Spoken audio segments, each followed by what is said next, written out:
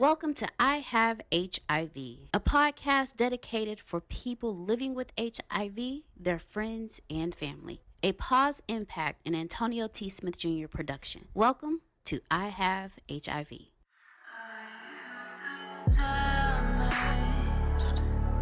Damaged to speak. We lie here naked. Yeah, you worry about me. We are currently still living in a pandemic with HIV. HIV has not gone anywhere since the 80s, and we have to bring it to the front.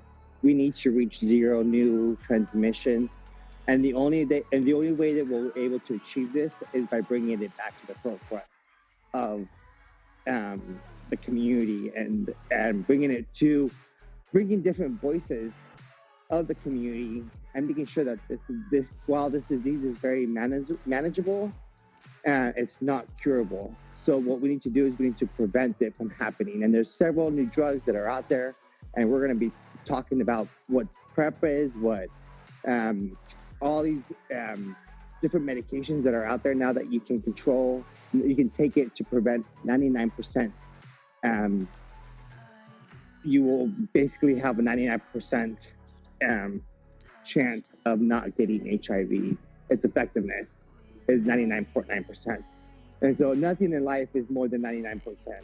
And so I am living with HIV is very important because right now no one's talking about what HIV is.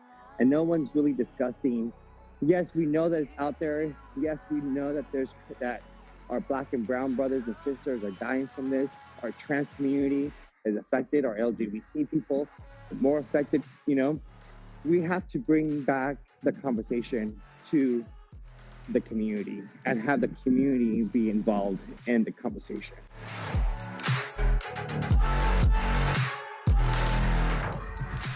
Yes, and I think, for everybody has to draw their strength, from somewhere. And from some people, strength is from the church, and we want our churches to be able to help us out and to guide us through. They're like our leaders. We go to them when we have hard times. We go to them when we're trying to get through a situation or marriage counseling. But there's nothing for the LGBT people. There's nothing for people living with HIV. There's nothing for people living with like if you go tell your pastor, I have cancer, the whole organization will pray for you. They'll lay your hands on you. Lay hands and do all that good stuff. Right. But should you say, if somebody just got diagnosed with HIV, it's time to get it's out. time. Who were you? Right. Exactly. What's your name? Oh yeah, you no longer belong here. I'm sorry. I'm sorry. What's interesting about it is there's this one lady in the docuseries that is a heterosexual Black woman. She contracted HIV when she was 17. She's now 40. But what was super interesting about it was in her story, she tells of her story about coming out, and she was coming out because pretty much coming out about her status to some people in the church because she heterosexual, and I am, I did a lot of bad things because I didn't have no daddy, and she had this whole story that she was going up to the church to tell and admit, and she thought the church was going to embrace her because she was not having that gay sex, right. And she was kicked out too. Wow. It's not funny, but I'm just saying, it just shows you, like where we are. And I also, really quick, because I really want to hear about the 2020 presidential candidate. Yes, I really want to talk about this. President. But I also want to say that there are some churches who are beginning to do this work. I want to shout out to Greenhouse International Church over there in Greens Point. They are amazing. Pastor Decker has invited me to the table many, many times. He is interested in collaborating and moving his ministry forward. One of his ministers that is under him, Prophet Andre Whiting, is actually a part of the documentary, although he is a straight ally. And he speaks on what it means to be a straight ally. So that's super, super dope. I also want to shout out St. John's downtown.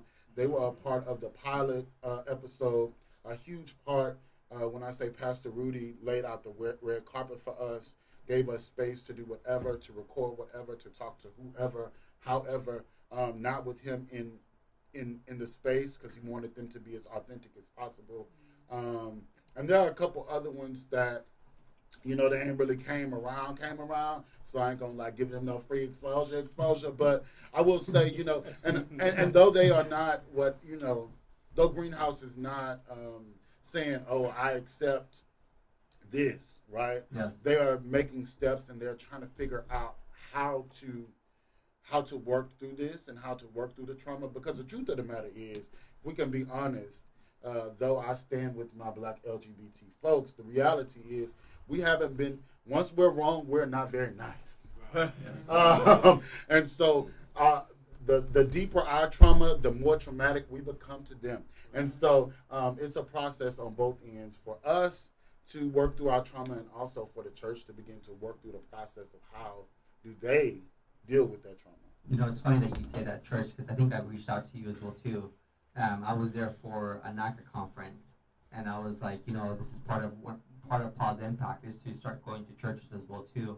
I'm still new. I'm a new beginner, so this is where I'm going to lean on you. Mm-hmm. And he's like, oh, do you know Ian? I was like, yes. And then he's like, oh yeah, he's a member of my congregation. I was like, oh wow. Okay, so at least I know somewhere where I can get my foot in the door. But he was so receptive to it. He's like, yes, I want to do something. We'll do something about it. We'll host a testing site here if you need me to. I was like, oh, okay. I was not expecting that from him. His openness. And so I'm glad that you guys have been working together for a long time. For a while. But let's get back to this 2020. Forget that president. Don't worry about all that. Yeah, we can stay right on topic. What is your plan to end HIV? Let's just start, hardcore. We have an epidemic. That is, as you heard, it's a racial thing. Hell yeah, it is. So how are we going to? What is your vision? The 2020 presidential candidates have announced their vision for how to we're gonna go ahead and increase funds to part of the Healthcare Equality Act, and we'll give some funds here, we'll give some funds here. The administration has provided funding or support. They cleared funding, but they've also taken away funding. So it's like a double-edged sword. You're gonna give me funding, but you're gonna take away. You're going to give me funding for PrEP or for treatment and prevention, but you're going to take away funding to see how we can cure this disease. So it's like, what are you doing? How are you doing this? So, Antonio, what is your big plan to end this epidemic? How real do I get to be? Because this is Real Talk 100. That's how I promised folk. Before I got here, I promised folk I wouldn't go be woke. I was just going to say birthday. I really did, but they forcing me. All right, they forcing me. First off, You're forcing him. Yes, you really are. You really are, because I really have no filter as it is. Everything y'all doing is fantastic. I'm a straight ally. I absolutely. It's all me. You can document it on my page for years. I think, I hate to use the phrase gay bashing, but it is accurate with the church. We have failed. I don't know how to say that any political way. We have absolutely failed as a church.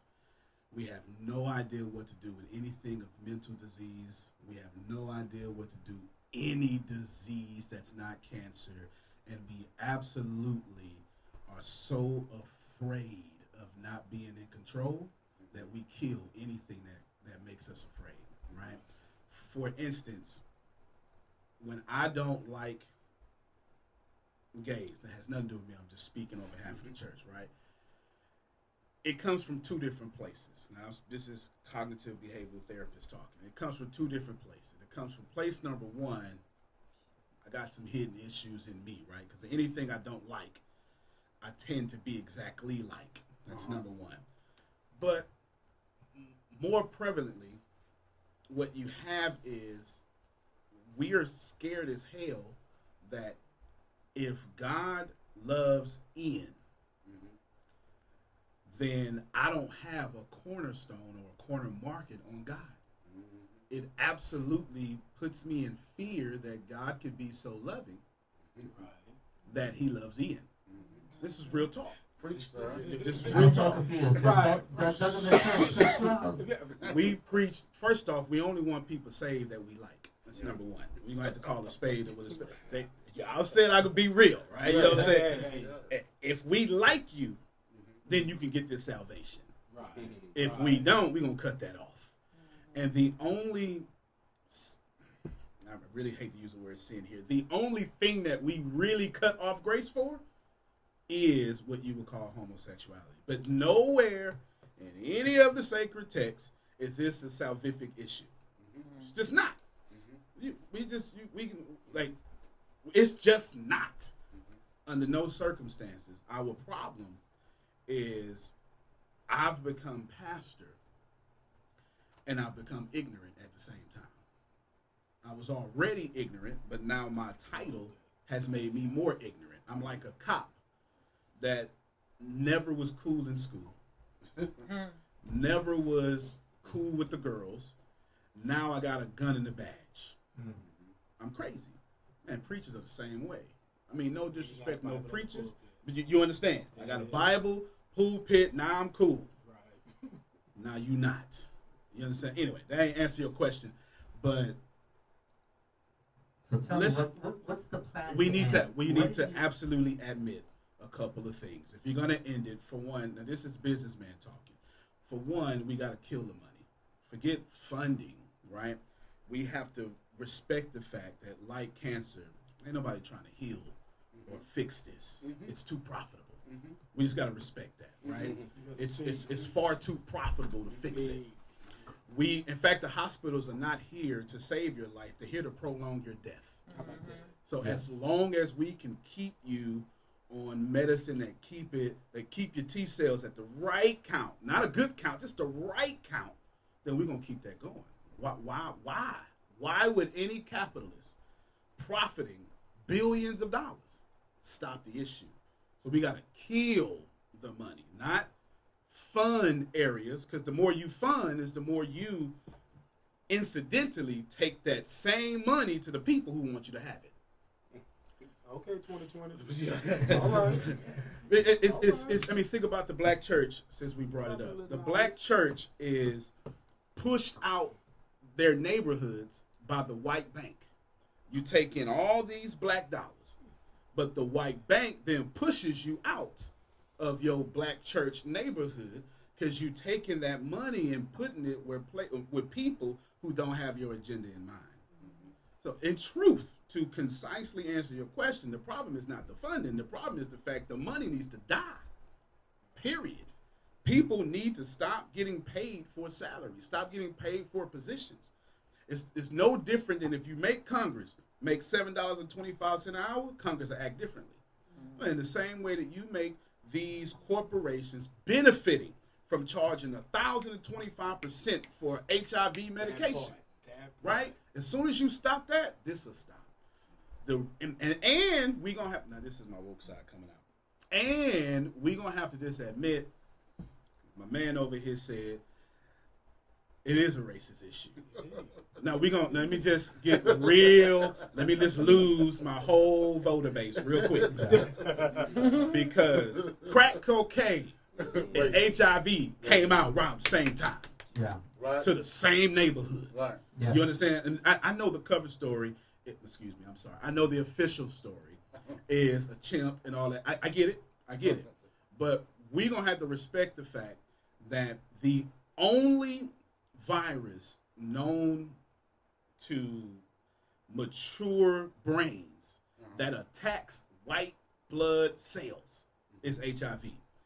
The way viruses work is mitosis, they just double. Yeah. And they double to the point to where your immune system gets overwhelmed. Yeah.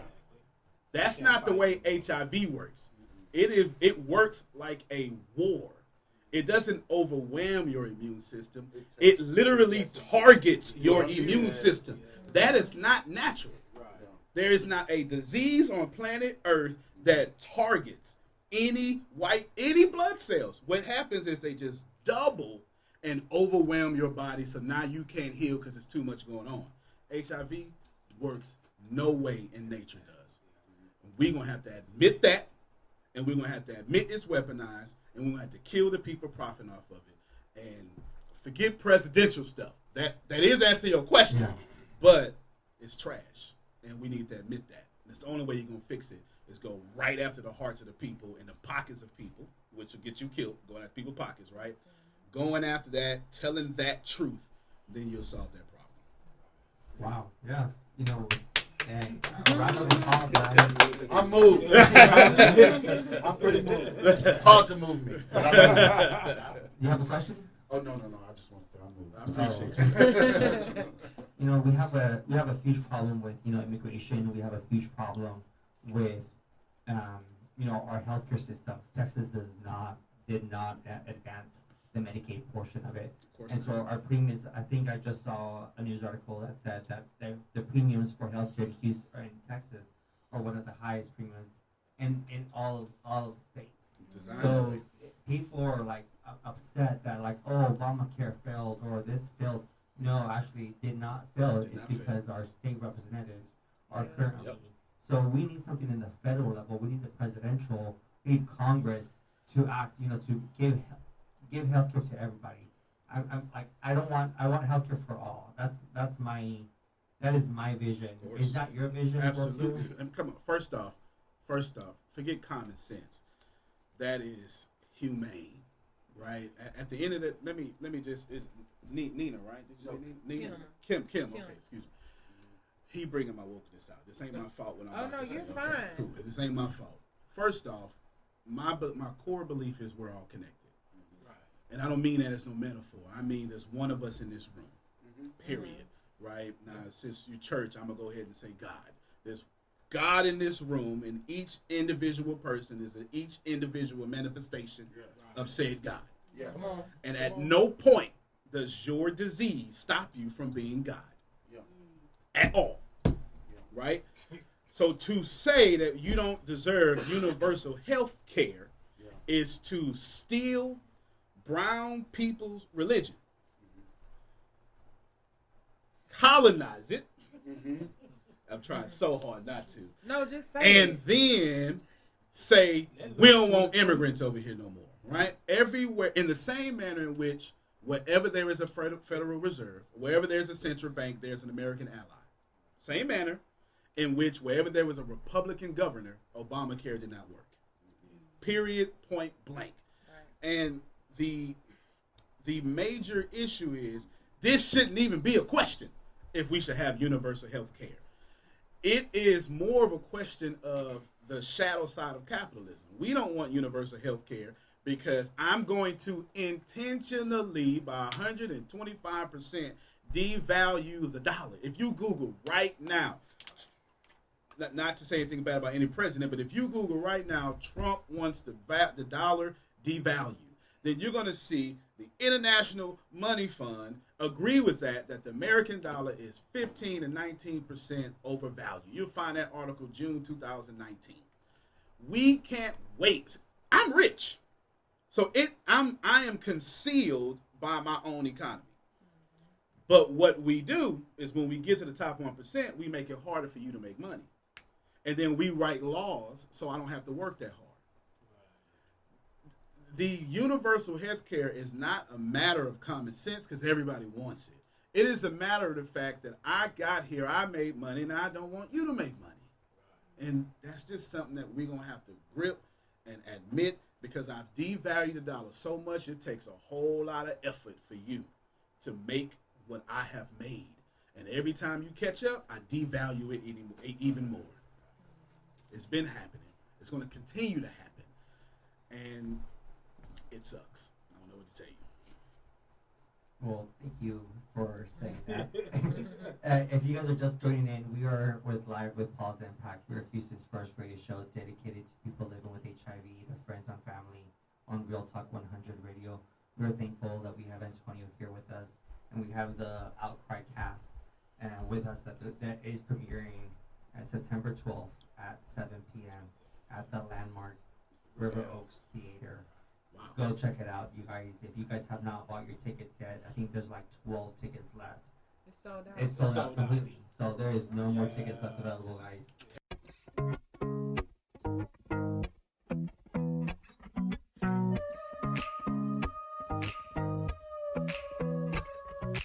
It gets better. That's my recommendation. And go get tested. If you're afraid, go with a friend. There's support groups all over Facebook. There's support groups all over in the LGBT community. You don't have to be gay in order to be in the support group. There's several heterosexual only support groups. We want to make sure that there is that you have hope. And if you don't know anybody, contact me, reach out to me. I will guide you through. If you're not in Houston, we will FaceTime me. Now you can FaceTime me the entire time there, and I will walk you through the process. We are in this together, and I want to make sure that we end the stigma of HIV. And we can only do this is by addressing it head on. And I want to make sure that people feel safe and they feel loved. And when it was super hard for me to tell my family and friends. And if you don't feel like talking to me, then I can reach out to another provider. We will get you connected to somebody who will make sure that you are safe, first of all. And second of all, is make sure that we're going to know your status. And then once you know your status, either we're going to get you on PrEP if you're sexually active, and we're going to recommend it to you, or if you are HIV positive, then we will get you on drugs immediately. And the drugs now today are not the drugs that were 20 years from now. My doctor is very conscious of my liver. My doctor is very conscious of my bones. She wants to make sure that I stay healthy. And those are the medications that are out there now. So there's so many types of medications that will help you. But the first thing we have to do is to get tested.